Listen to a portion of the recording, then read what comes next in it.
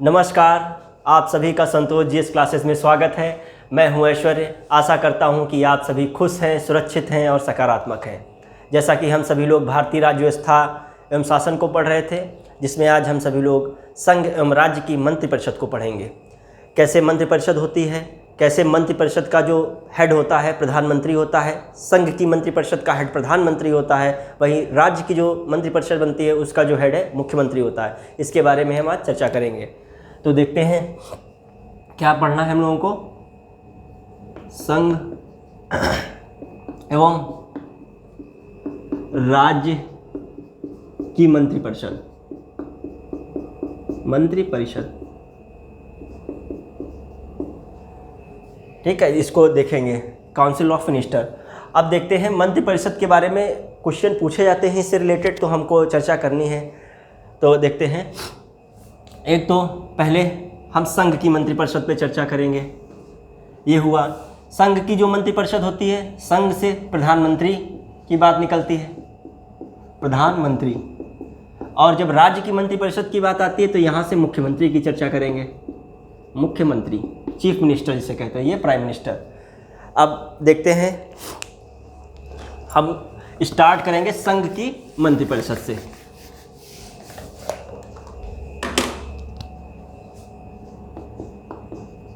संघ की मंत्रिपरिषद, मंत्रिपरिषद।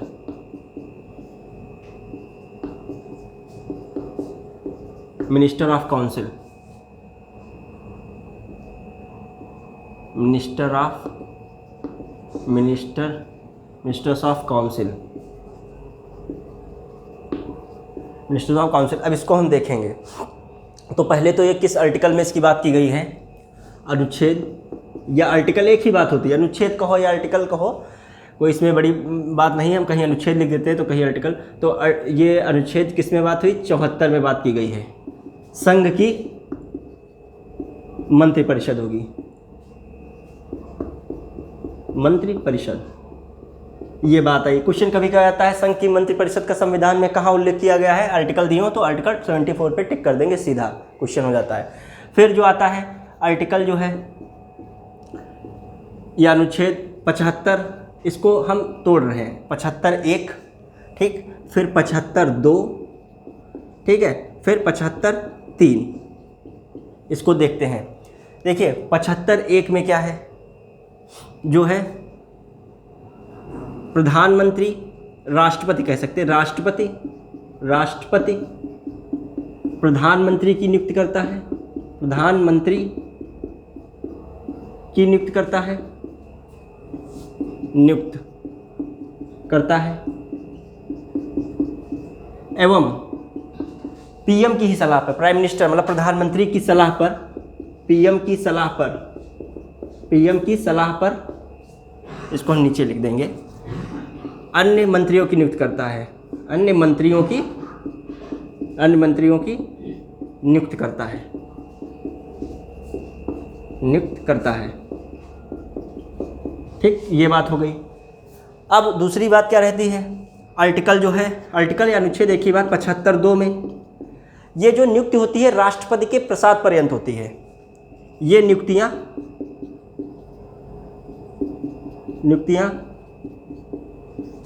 राष्ट्रपति के प्रसाद पर्यंत,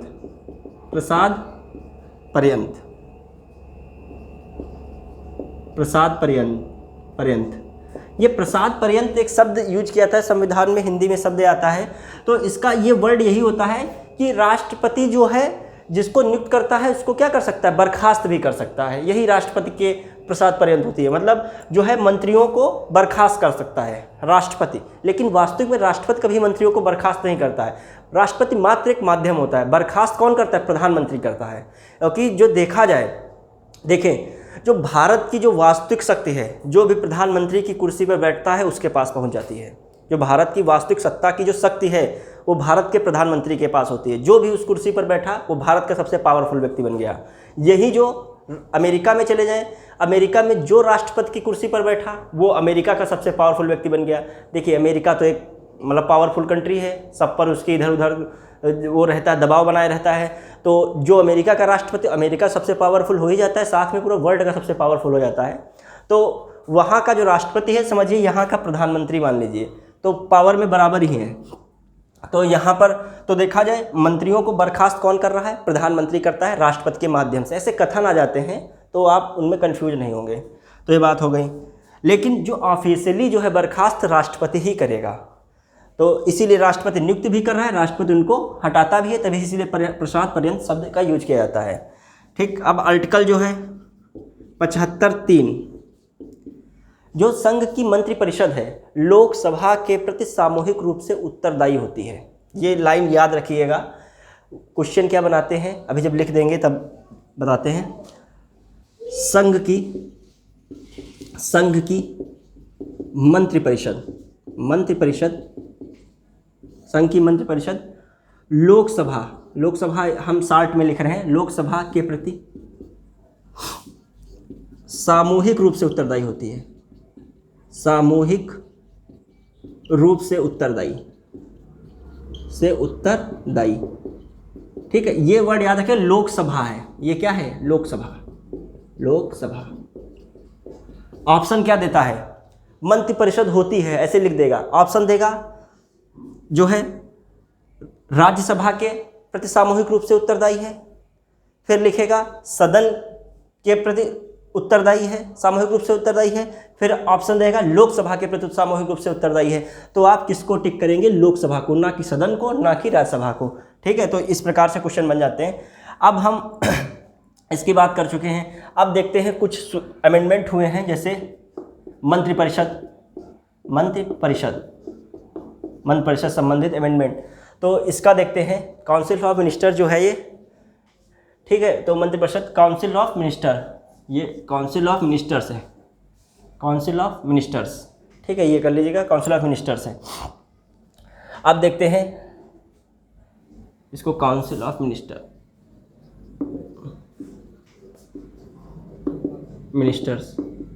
मिनिस्टर्स ये है। ठीक, तो अब देखते हैं क्या रहता है इसमें। देखिए एक चीज़ जान लीजिए, मंत्री बनने का लालच सभी को है। जो भी चुन के जाता है सदस्य के रूप में, लोकसभा में जाए चाहे विधानसभा में। लोकसभा क्या है? जो केंद्र में है, केंद्र में जो संसद होता है। देखिए संसद में कंफ्यूज नहीं होएगा। संसद का मतलब क्या? लोकसभा, राज्यसभा और राष्ट्रपति, तीनों से मिलकर संसद बनती है।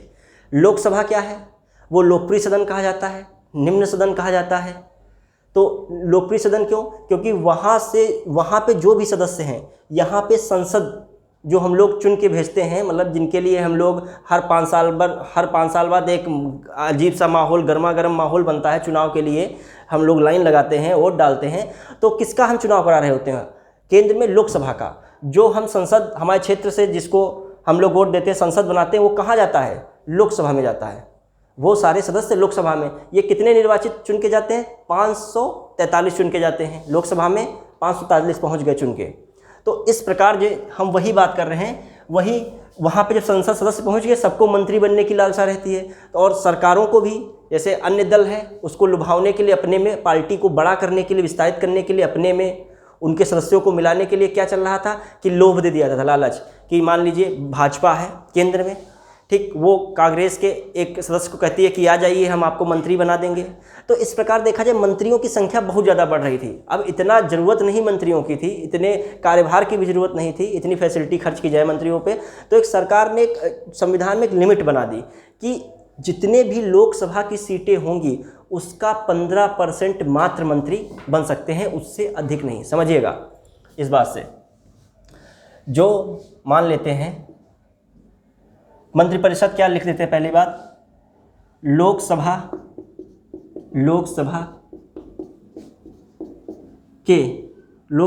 की सीटों, लोकसभा की कुल सीटों का 15% से अधिक मंत्री नहीं हो सकते हैं, मंत्री नहीं बनाए जा सकते हैं। अब देखिए मंत्रियों पे एक लिमिट लग गई। अब अब इसमें मंत्रियों की बात आई है तो मंत्री परिषद की बात आई, पूरा भी बताएंगे मंत्री परिषद में कितनी कैटेगरी की, हम स्टार्टिंग में हालांकि बता चुके हैं। जो मंत्री परिषद है वो 3 से मिलकर बना, कैबिनेट मंत्री बनते हैं, स्टेट मंत्री जिन्हें राज्य मंत्री कहते हो, तीसरा होता है स्वतंत्र प्रभार मंत्री। ये तीनों मंत्री मिलकर कितने होने चाहिए, 15% से अधिक नहीं होने चाहिए, 15% तक होने चाहिए, इससे कम हो। तो अब देखिए मान लीजिए 500 कितने मान क्या है, कितने हैं संसद लोकसभा में कुल सदस्य, 543 + 2 बराबर 545 हैं। 2 ये निर्वाचित मनोनीत वाले हैं, ये निर्वाचित है, ठीक। तो इतने सदस्य हैं, इसका 15% निकालते हैं। देखिए 10% आधा तो किसी को करोगे नहीं, आधा किसी को काट दिया जाए, ये तो संभव नहीं है कोई व्यक्ति को। तो मान लीजिए ये 500 जो इसका हम 10% निकालें तो कितना निकलेगा, 54 निकलेगा 10% इसका, ठीक। 54.5 निकलेगा, 5 को हम निगलेक्ट कर रहे हैं तो 54 आएगा, प्लस 15% तो इसी का आधा कर दो, 10 का आधा 54 होता है, 54 का आधा कितना होता है 27, तो कितना हो गया 81। तो समझिएगा जो मंत्रियों की अधिकतम संख्या कितनी हो सकती है, 81 या 82, 81 से 82 हो सकती है अधिकतम मंत्री, जो कितने मैक्सिमम मिनिस्टर हैं, मैक्सिमम मिनिस्टर। जान लीजिए, इसको बार बार नहीं पढ़ने की जरूरत होती, जो भी हो क्लियर पढ़िए, उसको एग्जाम्पल हर चीज़ समझिए। तो ये लाइन का मतलब समझ गए। ये जब मूल संविधान बना था ये कोई जिक्र नहीं था, बताया ना, बाद में जोड़ा गया है। तो ये भी देख लीजिए किस अमेंडमेंट में जोड़ा गया, 91 कॉन्स्टिट्यूशन अमेंडमेंट 2003 में। ये 2003 में संविधान में संशोधन किया गया और रखा गया कि 15% से अधिक जो है मंत्री नहीं बनाए जाएंगे, ठीक है। किसके, लोकसभा की कुल सीटों का 15% से अधिक नहीं, ठीक। तो ये बात हो गई। अब हम यहीं पर देख लेते हैं क्या, राज्य की मंत्रिपरिषद, इसको स्क्रीनशॉट लेना चाहे ले सकते हैं, फिर देखते हैं।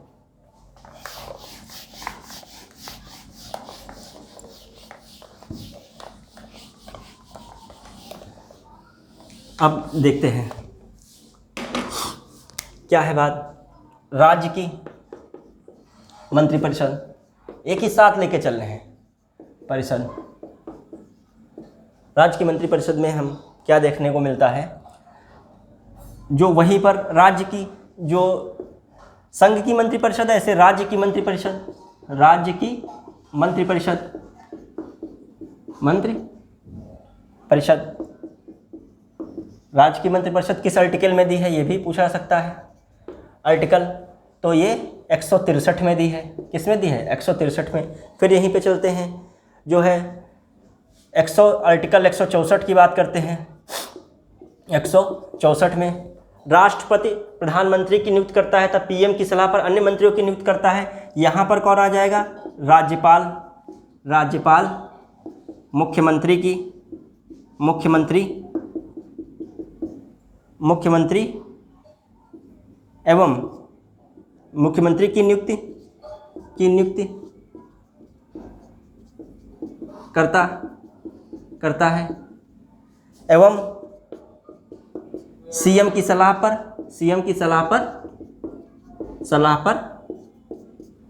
अन्य मंत्रियों की नियुक्ति करता है, अन्य मंत्रियों की नियुक्ति करता है, नियुक्ति, ये बात दी है, ठीक। ये हो गया। अब इसी में जो देखा जाए एक और बात आती है 164 में ही, आर्टिकल में ही। इतना नहीं वो इसमें पूछेंगे 1 2 3 हमने बता दिया, ये तीनों चीज़ें याद रखिएगा। 75 में भी है, इससे भी काम चल जाएगा, ठीक। जैसे आ जाता है प्रधानमंत्री की नियुक्ति होती है किस आर्टिकल के तहत, 74 75 73 76 लिखा हो तो आप इसको टिक करिएगा, ठीक है। ऐसे आ जाता है, ठीक। आर्टिकल जो है इसमें आ जाते हैं, आर्टिकल 61 64 में ही। क्वेश्चन देखिए अब क्या रहता है कि जो है राज्य की मंत्रिपरिषद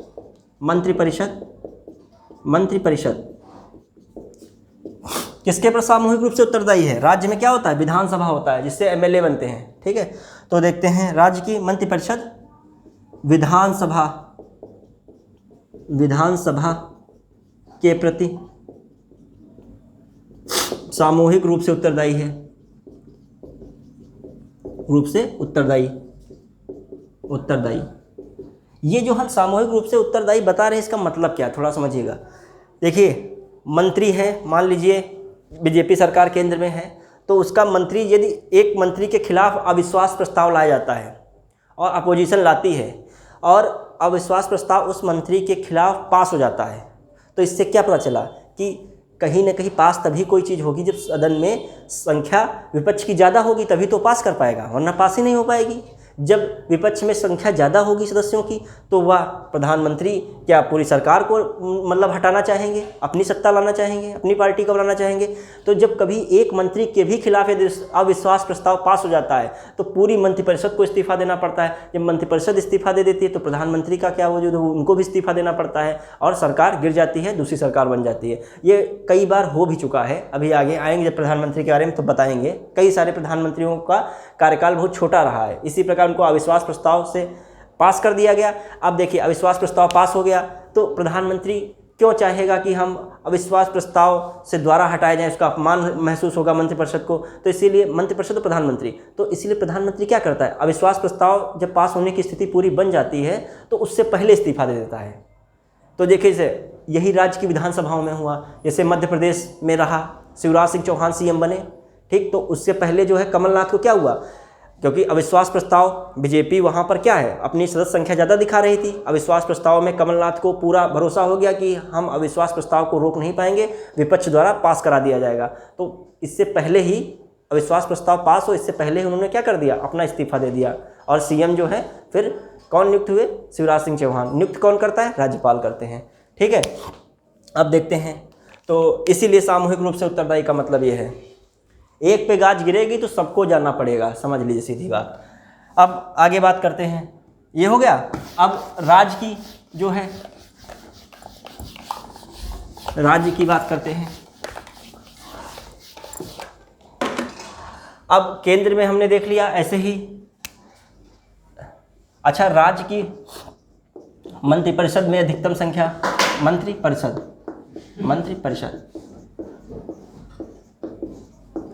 मंत्रिपरिषद अब देखते हैं इसका क्या रहता है। मैक्सिमम मंत्री कितने हो सकते हैं, मैक्सिमम मंत्री ठीक कितने हो सकते हैं, राज्य की विधानसभा की कुल सीटों का,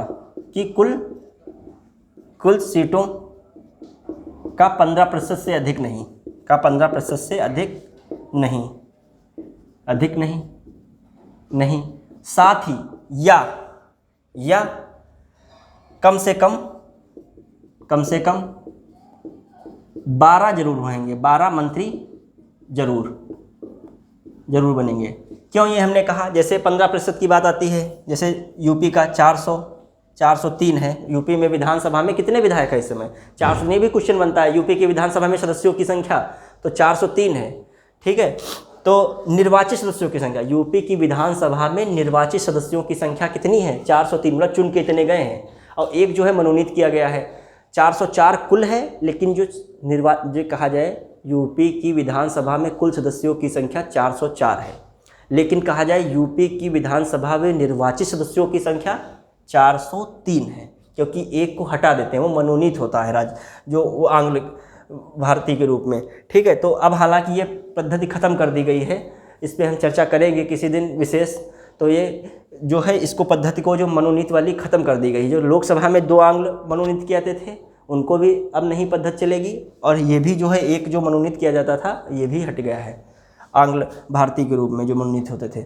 अब देखिए 403 कम से कम 403, मतलब हम इसको करके बता रहे हैं 15, ठीक। तो कितने हुए, इसका 10% 40, फिर 5%, 10% इसका निकालेंगे, 0.3 का कोई मतलब नहीं, 40 और प्लस 20, मतलब कितने हो सकते हैं, यूपी में मिनिस्टर 60 से अधिक नहीं हो सकते हैं। मान लीजिए एक 61 हो गया, मान लीजिए 3 का जोड़ किया, थोड़ा सा आगे बढ़ा दिया, वैसे 60 ही मानिए, यूपी में कितने हो सकते हैं, 60। इससे ऊपर जो है, जो इस समय सरकार मान लीजिए बीजेपी की है, योगी जी मुख्यमंत्री हैं, तो 60 से ऊपर मंत्री नहीं बना सकते हैं। ये सब चीज़ें पूछ लेते हैं कभी कभी क्वेश्चन घुमा के। अब देखते हैं, अच्छा ये किस अमेंडमेंट द्वारा, ये भी अमेंडमेंट द्वारा, CAA अमेंडमेंट।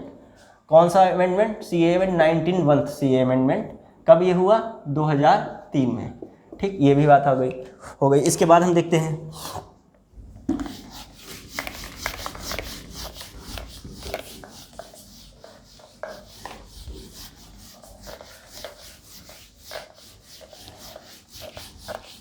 देखिए दुनिया में दो प्रकार के लोग हैं। चलो पहले हम ये फिर देख लेते हैं, यहीं पे आते हैं फिर अपने टॉपिक पे, फिर थोड़ा बहुत बताते हैं।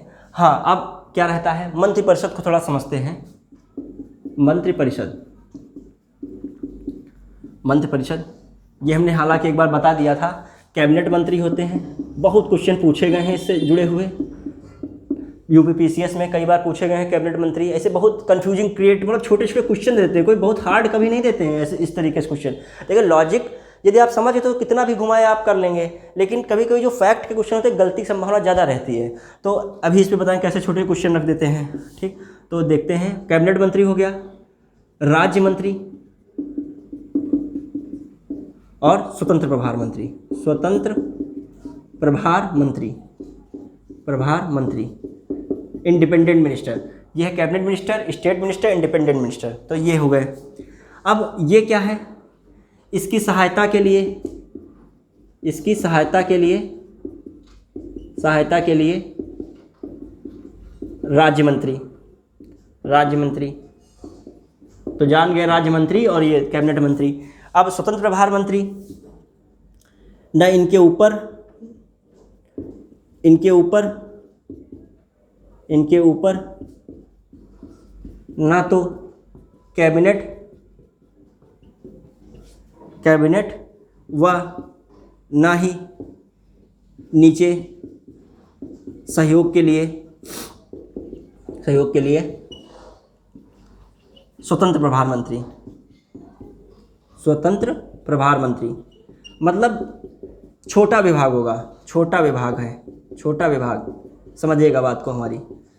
ये कहने का मतलब ये ऐसे मंत्री होते हैं ना इनके ऊपर कैबिनेट मंत्री का सहयोग रहता है, ना इनके ऊपर, ना इनके नीचे जो आता है जो राज्य मंत्री उससे नीचे राज्य मंत्री का भी सहयोग नहीं प्राप्त होता है। ये स्वतंत्र होते हैं, छोटा विभाग इनके पास होता है। तो अब देखते हैं। अब क्वेश्चन आता है, एक बार क्वेश्चन आया, कैबिनेट शब्द जो है संविधान में कहाँ पर उल्लेखित हुआ है, उल्लिखित हुआ है, या संविधान में कहाँ पर इसकी चर्चा हुई है। तो ये हुई, हमने जब पढ़ाया था आपातकाल, लिंक कीजिए पुरानी चीज़ों को। तो ये 44वें संविधान संशोधन, 44वें संविधान संशोधन जो 1978 में हुआ था, इसके तहत जो है इसकी जो है आर्टिकल 352 में चर्चा है। ये इस कैबिनेट शब्द की 352 में चर्चा, कैबिनेट शब्द, कैबिनेट शब्द। ठीक, तो ये देख लीजिएगा। 352 में क्या कहा गया था, राष्ट्रपति क्या लगाता है, राष्ट्रीय आपातकाल की घोषणा करता है। तो राष्ट्रीय आपात की घोषणा पहले प्रधानमंत्री की सलाह पर राष्ट्रपति कर देता था, लेकिन जो 44वां संविधान संशोधन द्वारा क्या किया गया कि जो मंत्रिपरिषद, मंत्रिमंडल या कह सकते हो कैबिनेट की जो लिखित एक हस्ताक्षर करेगा, इस प्रकार की सलाह जो होगी या इस प्रकार का जो कार्रवाई होगी, तभी जो राष्ट्रपति क्या कर सकता है, घोषणा कर सकता है। किसकी, राष्ट्रीय आपातकाल की। लिंक कीजिए, जो आप पढ़े होंगे समझ गए होंगे, कुछ नहीं इसको भूल जाइए, सब हटा दीजिए दिमाग से, एक सेकंड सीधे समझिए। अनुच्छेद 352 के तहत राष्ट्रीय आपातकाल की व्यवस्था थी, बताया था हमने। राष्ट्रीय आपातकाल में क्या होता है, जब कोई बाह्य आक्रमण हो जाए, युद्ध कर देता है या सशस्त्र विद्रोह देश में ही हो जाता है, तो इस आधार पर राष्ट्रपति क्या करता है, राष्ट्रीय आपात की घोषणा करता है। और राष्ट्रपति जानते हैं यहाँ पर राष्ट्रपति केवल एक माध्यम है, कोई उसके पास पर्सनल शक्ति नहीं है। ठीक, तो राष्ट्रपति किसकी सलाह पर, पहले प्रधानमंत्री की सलाह पर करता था, लेकिन इस संविधान संशोधन के बाद कैबिनेट की सलाह पर जो है राष्ट्रपति आपातकाल की घोषणा करता है। कौन से, राष्ट्रीय आपातकाल की। ठीक, तो अब देखते हैं आगे बात। स्वतंत्र प्रभार हो गया, राज्य मंत्री, इसके बाद हम इसमें चर्चा हो गई। अब देखा जाए वही जो है देखेंगे, कैबिनेट मंत्री जो है ये संघ की है, वही राज्य की भी आ जाती है, उसमें भी 3 प्रकार के ऐसे मंत्री होते हैं। अब बात करते हैं, अच्छा एक दिल्ली का देख लेते हैं। दिल्ली, दिल्ली भी इम्पॉर्टेंट है। जो दिल्ली को एक राज्य का दर्जा दिया गया, ये 69th अमेंडमेंट हुआ, 69th कॉन्स्टिट्यूशन अमेंडमेंट 1991 में दिल्ली का हुआ। इसमें क्या कहा गया, दिल्ली विधानसभा है, जब राज्य है इसमें विधानसभा, विधानसभा हालांकि है ये केंद्र शासित प्रदेश, दिल्ली क्या है, केंद्र शासित प्रदेश है, इसको लेकिन विधानसभा का दर्जा भी दिया गया, इसमें विधानसभा है। जिस प्रकार जम्मू कश्मीर में भी विधानसभा दी गई है, इस प्रकार इसमें भी विधानसभा है दिल्ली में। जो दिल्ली की विधानसभा, जब विधानसभा आई तो कॉमन सी बात मंत्रिपरिषद होगी, मंत्रिपरिषद है तो मंत्री होंगे। तो दिल्ली की जो विधानसभा है इसमें कितनी होनी चाहिए, कुल विधानसभा सीटों की, कुल जो है विधानसभा सीटों की सीटों की, कुल विधानसभा सीटों के 10% से अधिक नहीं, 10% से अधिक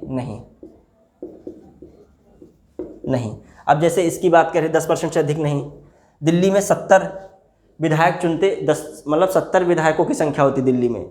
मान लीजिए केजरीवाल की सरकार है, अब 67 पाए हैं तो जीते, बहुत ज़्यादा बम्पर जीते हैं, या इससे कम पाए 60 पाए हैं, ऐसे पाए हैं तो बात अलग है। लेकिन जो भी दिल्ली में 36 विधायक जिसके हो जाएंगे 70 में से, वो दिल्ली में मुख्यमंत्री बन जाएगा, तो 36 हो जाएंगे। लेकिन जो मिनिस्टर है वो कितने अधिकतम हो सकते हैं? 70 का 10%, 70 का 10%, मतलब 7 से ऊपर मंत्री नहीं हो सकते हैं मैक्सिमम। मिनिस्टर कितने हो सकते हैं? 7। दिल्ली में 7 कैसे? 70 कुल सदस्य हैं विधानसभा में दिल्ली की, 7 हो सकते हैं। वही हमने जो भी राज्य में बताया था, फिर से चलते हैं राज्य में। राज्य की बात की थी, राज्य में क्या कहा था? कुल सीटों का 15% कहा था, 15% बताया था। साथ में कहा था 12, कम से कम 12 होनी चाहिए मिनिमम कितनी होनी चाहिए? 12 मंत्री होने चाहिए किसी भी राज्य में। यदि मान लीजिए यूपी में 60 हो जाते हैं 15% का, तो अब 12 थोड़ी रहेंगे। लेकिन मान लीजिए गोवा है, गोवा में 40 है, गोवा में कितनी है विधानसभा जो गोवा की है, वहाँ पर 40 सदस्य हैं, जिसके 21 हो गए वो गोवा का मुख्यमंत्री बन गया। जिस पार्टी के 21 सदस्य जीत के विधायक पहुँच गए गोवा में, वो जो है उसका बहुमत जो होता है, जो बहुमत दल का नेता उस पार्टी का क्या बन जाता है? मुख्यमंत्री बन जाता है। लेकिन एक शर्त है 12, इसका तो 15% निकालो, कितना आएगा? 6 आएगा। इसका 15% कितना आएगा? 6 आएगा। क्या गोवा में 6 मंत्री बन सकते हैं? नहीं, गोवा में कितने बनेंगे? 12, क्योंकि हमने एक शर्त दी है, या 15% होना चाहिए मंत्री, या मिनिमम 12 होना चाहिए। ठीक है, तो जहाँ पर 15% में 12 से कम आ रहा है तो 12 कर देंगे, यहाँ पे ये गणित नहीं लगाएंगे। ठीक, तो हम एक एक चीज़ आपको बता रहे हैं, कई पुस्तकों की चीज़ें हैं, आप जो है एक साथ निचोड़ है उनको समझिएगा। कहीं से आप कोई चीज़ कॉन्स्टिट्यूशन में डाउट में नहीं रहेगी यदि पूरी सीरीज आप ख़त्म कर देते हैं। अब बात आती है थोड़ा सा प्रधानमंत्री की।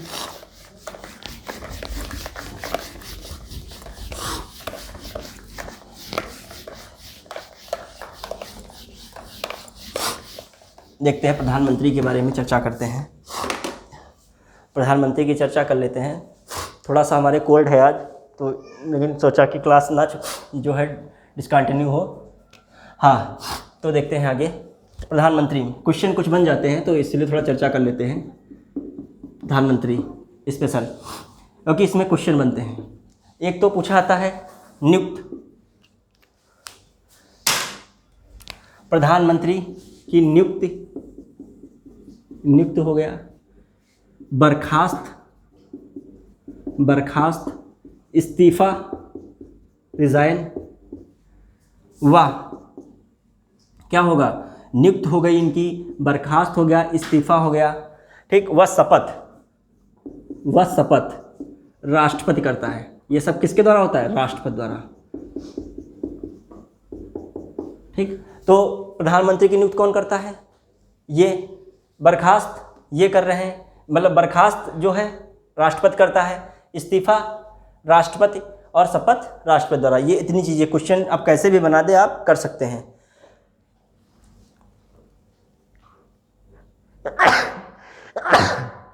अब देखते हैं आगे क्या रहता है। फिर देखते हैं आगे क्या होता है। प्रधानमंत्री जो होता है क्या होता है? मिनिमम एज कितनी होनी चाहिए? प्रधानमंत्री की मिनिमम एज, प्रधानमंत्री बनने के लिए मिनिमम एज 25 वर्ष होनी चाहिए। 25 वर्ष, वह हम 30 वर्ष भी लिखे थे, समझिएगा। वैसे तो यही है, प्रधानमंत्री बनने के लिए न्यूनतम आयु कितनी होनी चाहिए? 25 वर्ष, यही। लेकिन वैसे 30 वर्ष भी है। कैसे, ये समझते हैं। देखिए, हम भी बन सकते हैं प्रधानमंत्री, आप भी बन सकते हैं देश के प्रधानमंत्री। प्रधानमंत्री के लिए किसी भी सदन के सदस्य होने की अनिवार्यता नहीं है। जैसे मान लीजिए बीजेपी पार्टी जीत गई, वो चाहती किसी को भी प्रधानमंत्री नियुक्त कर सकती थी। जो पार्टी अपना बहुमत दल का नेता किसी को नियुक्त कर सकती थी, भले ही वह जीत के पहुंचता या ना पहुंचता। लेकिन यदि वह, उसको क्या करना होगा? 6 माह के अंदर लोकसभा का सदस्य बनना होगा या फिर राज्यसभा का सदस्य बनना होगा। 6 माह के अंदर यदि नहीं बनता है तो अपने आप प्रधानमंत्री से हट जाएगा। तो अब देखिए 25 वर्ष और 30 वर्ष की बात हमने क्यों की? जो आप वैसे तो नियम क्या है, ज़्यादातर ऐसे प्रधानमंत्री बनते हैं जैसे लोकसभा हुआ चुनाव तो उसमें आप संसद बने, संसद के रूप में पहुंच गए, वहां पर क्या कर दिया गया, आपको बहुमत दल का नेता चुन लिया गया और आपको प्रधानमंत्री राष्ट्रपति ने नियुक्त कर दिया। तो और लोकसभा में संसद बनने के लिए मिनिमम आयु कितनी होनी चाहिए, 25 वर्ष। तो इस आधार पे प्रधानमंत्री संसद ही तो बना जाके, प्रधानमंत्री कौन बना जाके, संसद ही तो बन गया प्रधानमंत्री जाके। जो यहाँ से चुनाव लड़के गया था, संसद बन गया था लोकसभा में, उसको बहुमत दल जो पार्टी थी उसने कहा ये हमारे दल के नेता हैं, उन्हीं को क्या राष्ट्रपति के सामने रखा उनका प्रस्ताव, राष्ट्रपति ने प्रधानमंत्री की नियुक्त कर दी उस व्यक्ति की। उसकी कितनी आयु थी, 25 वर्ष, क्योंकि मतलब आयु इससे अधिक भी हो सकती है, लेकिन मिनिमम आयु सदस्य की कितनी होनी चाहिए लोकसभा के संसद बनने के लिए, 25 वर्ष। तो प्रधानमंत्री की भी आयु कितनी होनी चाहिए, 25 वर्ष। लेकिन 30 वर्ष वाला एक ये कंडीशन लगती है, यदि राज्यसभा का सदस्य यदि प्रधानमंत्री बनता है तो राज्यसभा का सदस्य प्रधानमंत्री बनता है, राज्यसभा का सदस्य बनने के लिए मिनिमम आयु कितनी होनी चाहिए, 30 वर्ष होनी चाहिए। तो उस आधार पर प्रधानमंत्री की मिनिमम आयु 30 वर्ष। लेकिन क्वेश्चन यदि पूछा गया कई बार है प्रधानमंत्री की मिनिमम आयु कितनी होती है, मतलब कितने न्यूनतम आयु होनी चाहिए, तो 25 वर्ष पे टिक लगाएंगे। ठीक, तो हम ये बता दिए। अब समझते हैं प्रधानमंत्री पुनः निर्वाचित, पुनः नियुक्त हो सकता है, पुनः नियुक्त कई बार हो सकता है, जैसे जवाहरलाल नेहरू कई बार हुए। अब आगे देखते हैं क्या बात आगे चर्चा होती है, और अब इनकी कुछ योग्यताएं देखते हैं प्रधानमंत्री की। यहीं पे योग्यताएं देख लेते हैं। योग्यताएं क्या हैं, एक तो क्या है इनकी योग्यता में, भारत का, सब में वही है, भारत का नागरिक, भारत का जन्म से नागरिक नहीं, भारत का नागरिक है, केवल भारत का नागरिक होना चाहिए, नागरिक। दूसरा क्या है, दूसरे में लाभ के पद पर नहीं, ये तो कॉमन सी बात है, लाभ के पद पर ना हो। ठीक, फिर तीसरा मिनिमम एज जो हो 25 वर्ष पूरी कर चुका हो। ठीक, अब देखते हैं इसके बाद जो बात आती है, लोकसभा व राज्यसभा या राज्यसभा, लोकसभा या राज्यसभा का सदस्य हो, लेकिन हमने बताया ना, लेकिन यदि नहीं है वह सदस्य, मतलब यदि नहीं है तो उसे 6 माह के अंदर लोकसभा या राज्यसभा की सदस्यता लेनी होगी, सदस्यता लेनी होगी। अब ठीक, ये हमने बता दिया। अब प्रधानमंत्री क्या होता है, मंत्रिपरिषद का हेड होता है। तो क्वेश्चन आ जाता है, प्रधानमंत्री होता है नियुक्त, बर्खास्त, ऐसे आ जाए, प्रधानमंत्री पीएम होता है, इसे शॉर्टकट में पीएम होता है, ऑप्शन दे रहे हैं, जैसे एक नियुक्त,